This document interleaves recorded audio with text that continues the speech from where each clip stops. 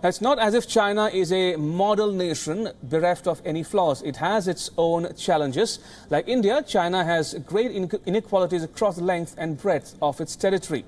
But successive governments have worked constructively to narrow the differences. The present dispensation has claimed that it aims to achieve greater equality among its provinces, and this commitment has been reflected in the way government policies have been formulated. The government has initiated a Go West plan. The idea is to boost infrastructure in the inland provinces, states that have not seen rapid growth. The ones that grew faster were the coastal and border regions. Now, this is an effort to bring the central provinces at par with them. President Xi's Belt and Road does not just aim to tap other nations. It is also a way to stimulate the economies of the country's poorer provinces. Now, provinces and cities in rich coastal areas of China must provide aid and advice to the poorer states. In Indian terms, it would mean a high-growth state such as Maharashtra lending a helping hand to a sluggish one such as Bihar. Now, can you imagine such a system in India given all the political compulsions? And the central government in China also provides greater financial assistance to the poorer provinces. 10 of China's 33 provinces get more than half their budgets from the federal government's coffers. The second game-changing move is massive infrastructure projects.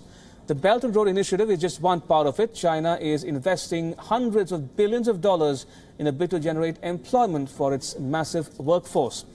Take the Pearl Delta mega city, for example. It's being constructed at a cost of more than $300 billion US. By 2030, Beijing plans to relocate 42 million people from a 9-city region into one giant mega city in the Pearl River Delta. The Beijing-Shanghai high-speed railway is another connectivity project which has seen an investment of more than $30 billion US.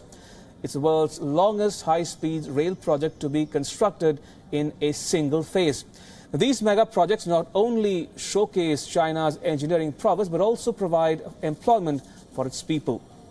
The third big winner is the strict implementation of law. It's a double-edged sword really, but for the moment, let's dwell on the benefits. Propaganda of any kind is immediately traced and those responsible are punished. The one-child policy was effectively used to fight population explosion in China. The punishment for those who have violated the law is exemplary and acts as a strong deterrent. Crime rates in China are relatively low, at least according to official statistics. The number of executions, on the other hand, is the highest in the world. It's estimated that the number of executions in China in 2013 was around 2,400.